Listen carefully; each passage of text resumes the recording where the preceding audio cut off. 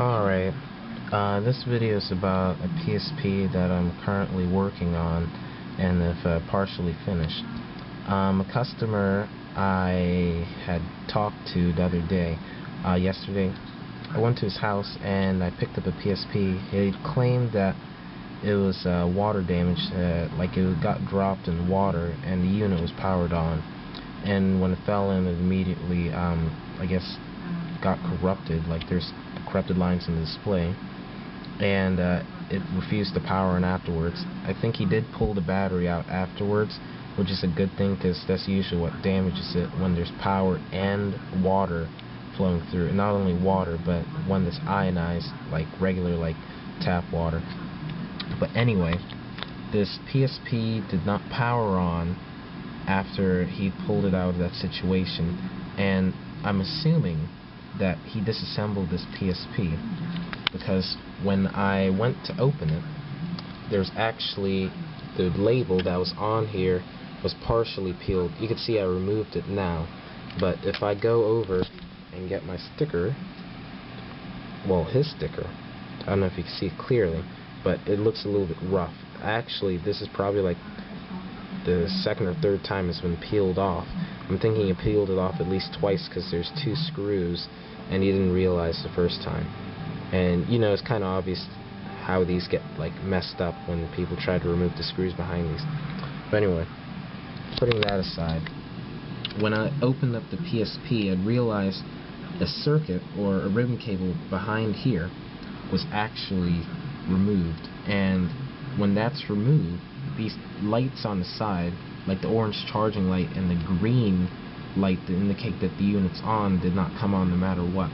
Now I was assuming at least the charging circuits should work, so when I opened it, I looked, well, there's a ribbon cable, and I was like, okay, well maybe we should reconnect that, because I'm thinking he couldn't really reconnect that, because to connect that cable, you actually have to remove this cage that connects to the frame of the whole PSP. Basically, it secures the screen and makes the unit a whole bit sturdier.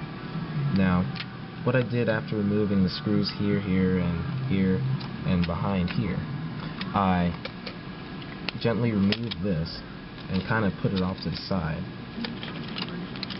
And when I did that, it allowed me to see this ribbon cable down here.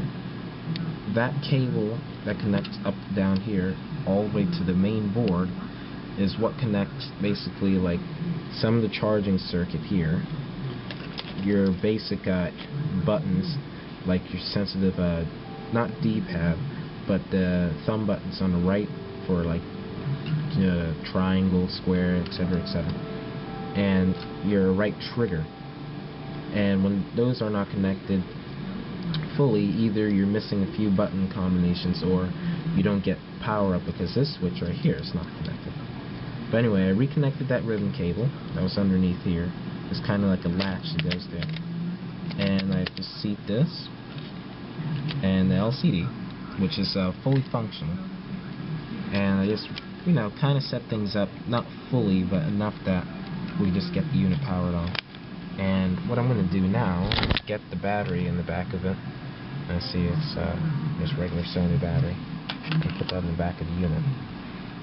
And as you can see, there's no light at the moment, but just to verify, I can plug in that charger, and we do have an orange light to indicate that the unit's charging. But what I'm going to do for the ease of purpose of making sure this unit's working properly, we're going to leave the battery in there and the AC disconnected, and we're going to try and power up the unit. And there is a green light, and now we wait. And as you can see, the unit powers up fully, and it's ready to go. And I'm going to call the customer and give him an adjusted quote for the total on repair after I fully put it back together and tested it with a game, make sure the memory card's working properly, and make sure that the unit's clean and ready to go, and that there are no missing screws after he disassembles it. And yeah, that's pretty much it. I'm going to try and plug in the charger. It may turn off because the battery gets kicked out because this yellow thing kind of bumps. But okay, yes, it does charge when the unit's on, and I noted the analog's not present right now, but I think we could still try and use the D-pad. Now that's not going to be possible. My fingers don't have enough sweat on it to activate the dielectric material. But anyway, yes, that's my video, made by Yanku B. Mara, and this is also going to be used as part of my resume because I'm trying to apply for a job at Trade and Play. Thank you for your time. Bye-bye.